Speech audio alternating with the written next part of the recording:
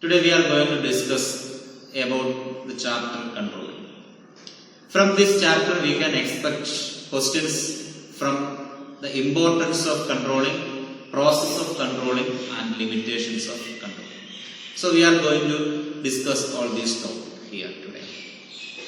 So we have studied controlling as one of the function of management in the first chapter, nature and significance of management. There we have studied controlling as the last function of management. Today we are going to assess that controlling is the last function of management or not. That also we will study here. Before that, let us revise that concept of controlling once again. What is controlling? Controlling is the measurement of actual performance with the standard. And if there is any deviation of actual performance with the standard, correct that deviation. That is what is called controlling. Once again, controlling is the measurement of actual performance with the standard and correct the deviation. For what purpose? For the attainment of the objective. Is it clear? Controlling is the process of measurement of the actual performance or measurement of the accomplishment with the standard fixed. Standard fixed by plan. Okay, and correct the deviation, if any, for the accomplishment of the objective. That is what is called control. Is it clear? Yes. So let us see the importance of control. Importance of controlling. We have to study these points one by one. The first important point is that. So, importance of controlling.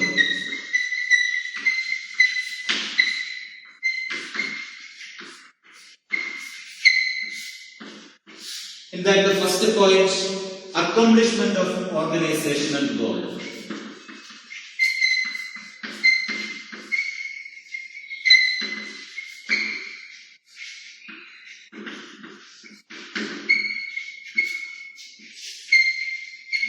Accomplishment of organizational goal.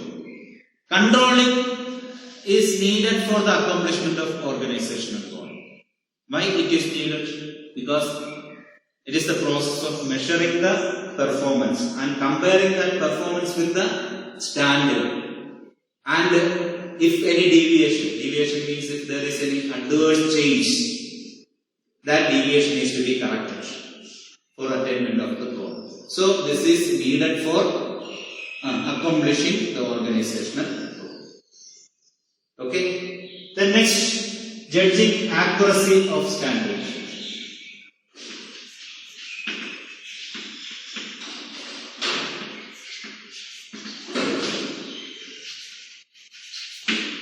Controlling judges the accuracy of the standard fixed. Standard fixed by plan. Suppose we have fixed that in an 8 hours a day, an employee should produce 100 units. 100 units should be produced. This is the standard fixed. This is the standard fixed. So, suppose we have many employees, around 50 employees are there, or 100 employees are there. So, in a day, while assessing the actual performance, if none of the employees or 95% of the employees if could not attain 100 units in a day or could not produce 100 units in a day, what it means? The standard fixed is not proper. It is not at all a genuine standard. So, it is necessary to change the standard. If all the or majority of the employees or the efficient workers or the majority of the employees are able to perform their work in respect of the standard or to attain the standard, if they are able to perform, then the standard is okay. So in that way, controlling helps us to judge the accuracy of standard. Okay? Then next,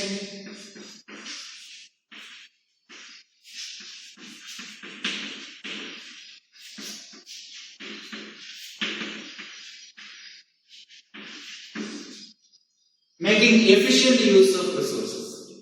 So here in controlling we will try to find out the variation and correct the variation. So variation in the sense all the unnecessary activities, all the unnecessary usage of resources, raw material, everything will be controlled. So wastage will be controlled. If wastage is controlled, all the resources can be used in an optimum way. Optimum way in the sense,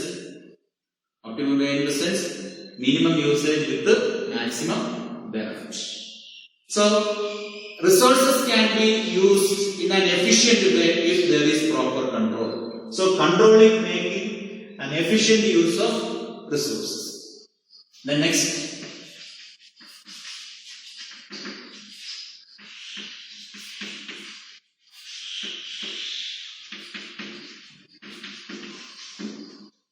improving employee motivation or improving employee morale. So it will act as the tool for motivating the employees. Controlling motivates the employees because for each and every employee standard is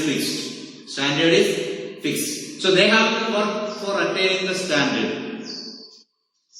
So they will not lose their time for spending some unnecessary activities. They will be concentrating towards the performance of the activities, and throughout their performance or throughout these activities there will be supervisors to control their activities. So they will be motivated because they have been given a target. So controlling ensures improving standard. The next one, ensuring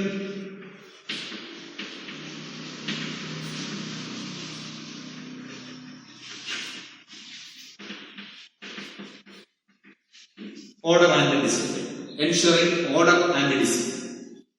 So controlling ensures order and discipline. How? Because in order to assess the actual performance with the standard, there will always be supervision. All the employees will be supervised. Their activities will be assessed, evaluated. They will be corrected if there is any wrong deeds. So in that way we can assure order in the organization and discipline among the employees. And the last point of importance is facilitating coordination in action.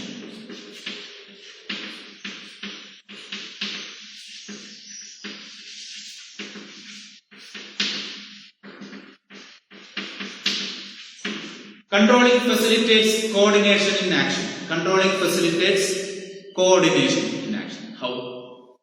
Because there will be a relation, a build-up relation will be there with the employees, their work, that means employees, their tools, equipments, machines, everything. So each and every employees will be coordinated to each other because their works will be assigned in advance, and there will be a thorough supervision and checking that whether they are doing the work in the proper assigned way.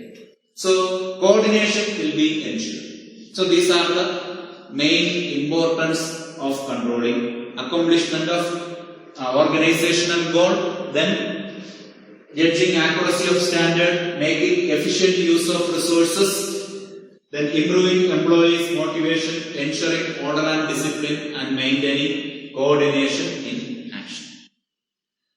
So let us see the next topic.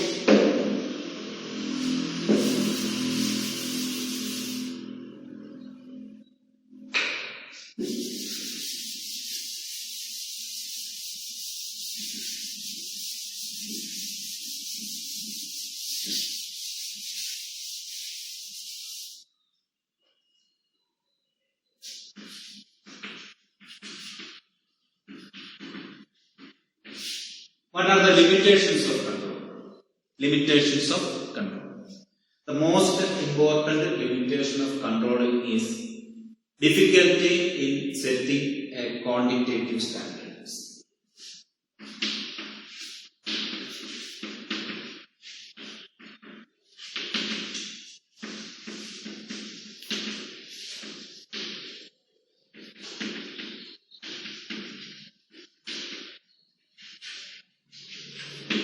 difficulty in setting a quantitative standard. There are various aspects where there is no possibility for fixing a standard in quantitative terms. Especially in the case of certain qualities, the honesty of the employee, their enthusiasm or their morale, their interest in doing the work, loyalty, all those things cannot be measured.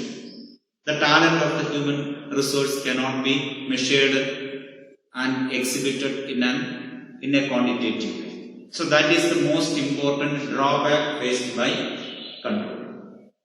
The next one is little control of external forces.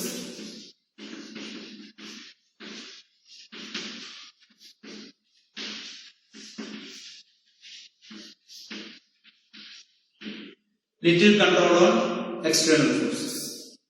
Little control on external forces. There are various external forces out there. We will call it as the business environment, or sometimes there are certain external things out there which are out of control of the business. Suppose if there is a sudden power failure, that also will affect the performance of the duties. Or in that time also we may not be able to finish the work within the assigned time. So these external forces, power control or any other issues or government decisions, political changes or any political unrest or some other natural calamities etc. cannot be controlled. So if they influence our activities, we cannot attain the standard even if proper control is there. The next one is resistance from employees.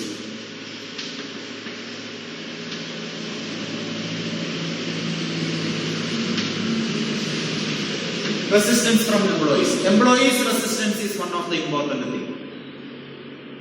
Suppose if the employees are working without any pre-planned objective or pre-planned standard, so there is no chance of measuring their performance. There is no chance of measuring their performance, so they can work freely. So, in addition to that, if there is any standard fixed, if there is a standard performance, and if the employees know that their performance will be evaluated in accordance with the standard, or at the end of the day they have to produce a particular minimum this much unit of product. In such a cases, their performance will be evaluated, will be measured. If the employee know that there is chance of resistance from employees and their union. So, employees' resistance is another important problem. The next one is costly affair.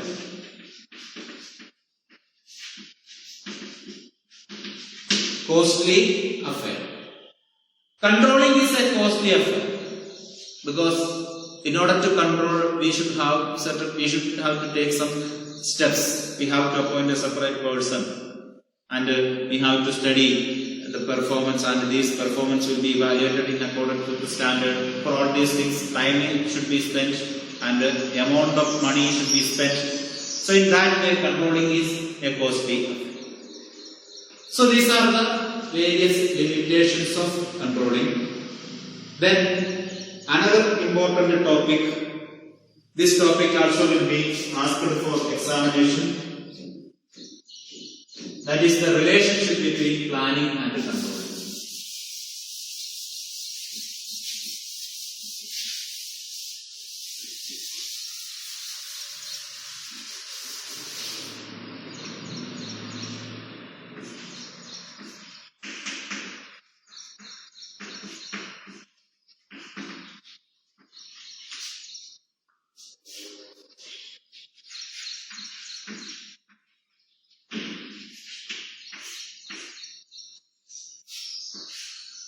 So, relationship between planning and controlling. This is also an important topic. So, that also will be asked for the examination. What are the relationship between controlling and planning? Is there any relationship?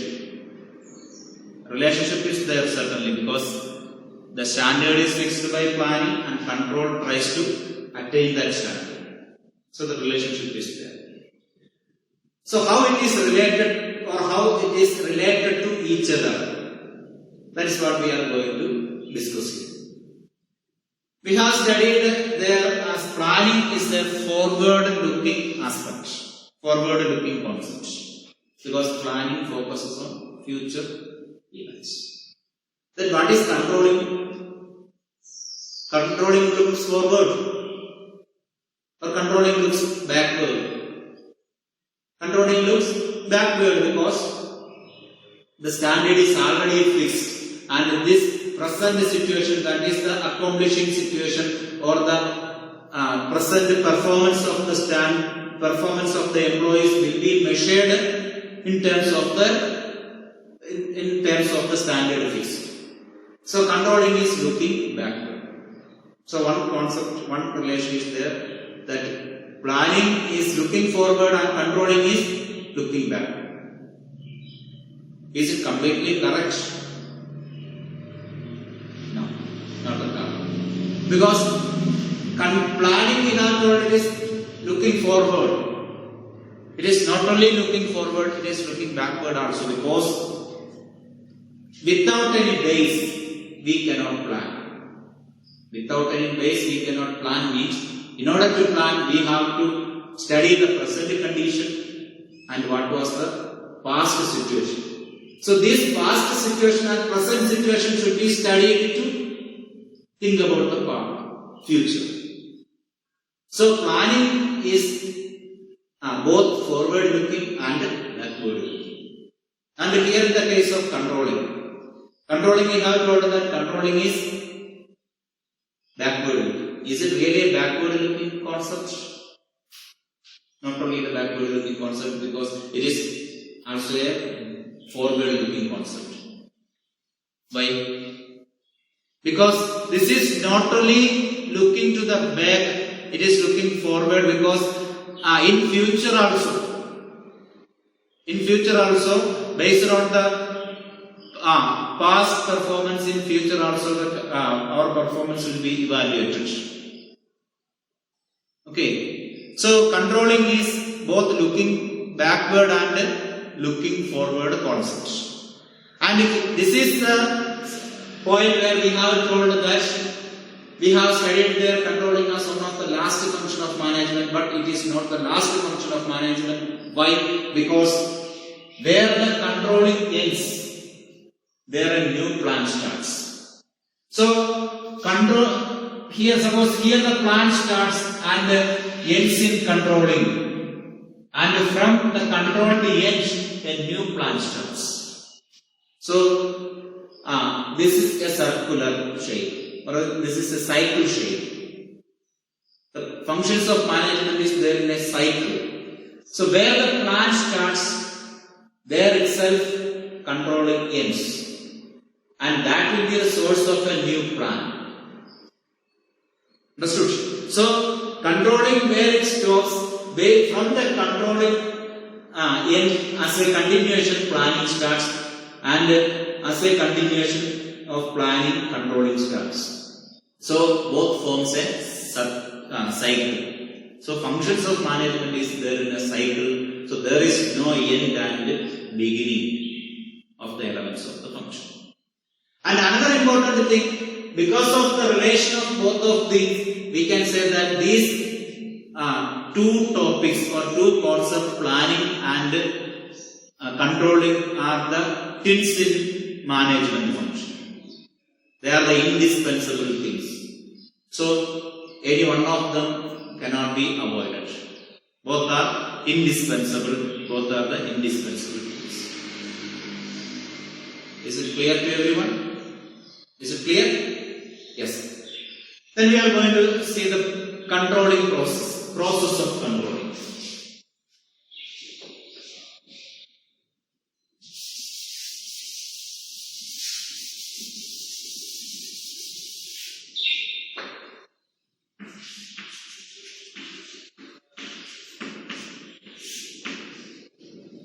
Process of controlling, or controlling process. What are the various steps in the process of control? First one is setting performance standard.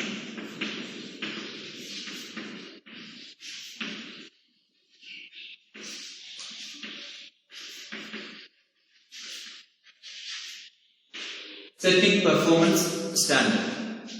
So, based on the objective fixed by the planning process, we will fix a standard for performance.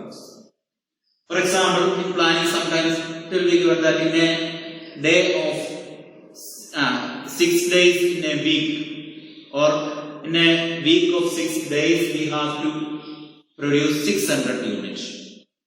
So, in a day, 100 units is to be produced. That is the standard fix. So, that is the first step, setting a performance standard.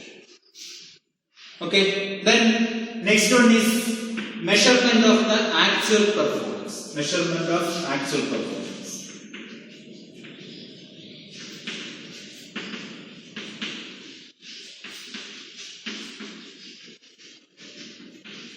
Measurement of actual performance means how much is actually completed or how much is the actual work that will be measured and recorded. Suppose we can consider the case of 3 employees, X, Y and Z. X in a day of 8 hours produced 110 units. Y produced 100 units and Z produced 95 units. Okay. So, what we measured, the actual performance of the employees are measured. The next one, comparison of actual with the standard. Comparison of actual performance with standard. Their actual performance will be measured here. This actual performance will be measured or compared with the standard. So we can compare that here 110 units produced by X, but the standard is 100 only. Y is produced the standard units and Z produced less than standard. Then next one is analyzing the deviation.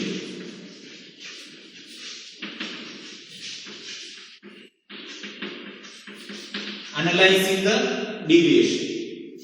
Deviations will be analyzed. Analyzing the deviations. So let us see what is the deviation of X.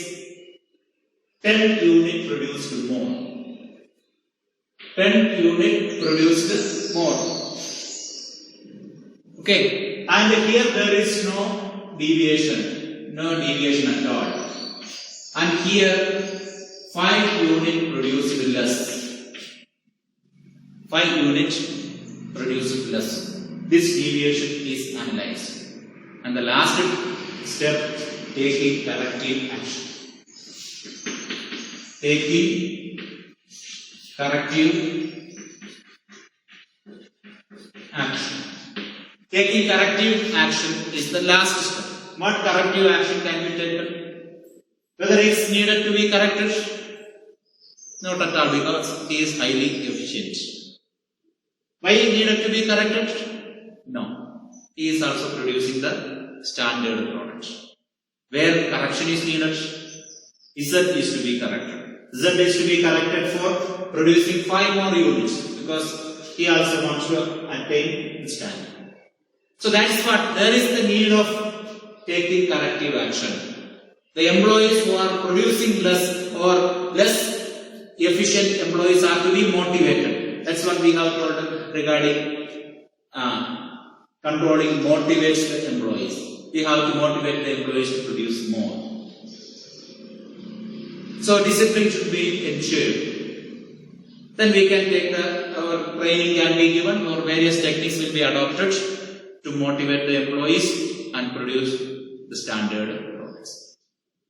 So these are the entire topics of the chapter controlling. So questions you can expect from importance of controlling, then controlling process, limitations of controlling, and another most important topic is relationship between controlling and planning. That also very important. You have to try for that. Thank you so much.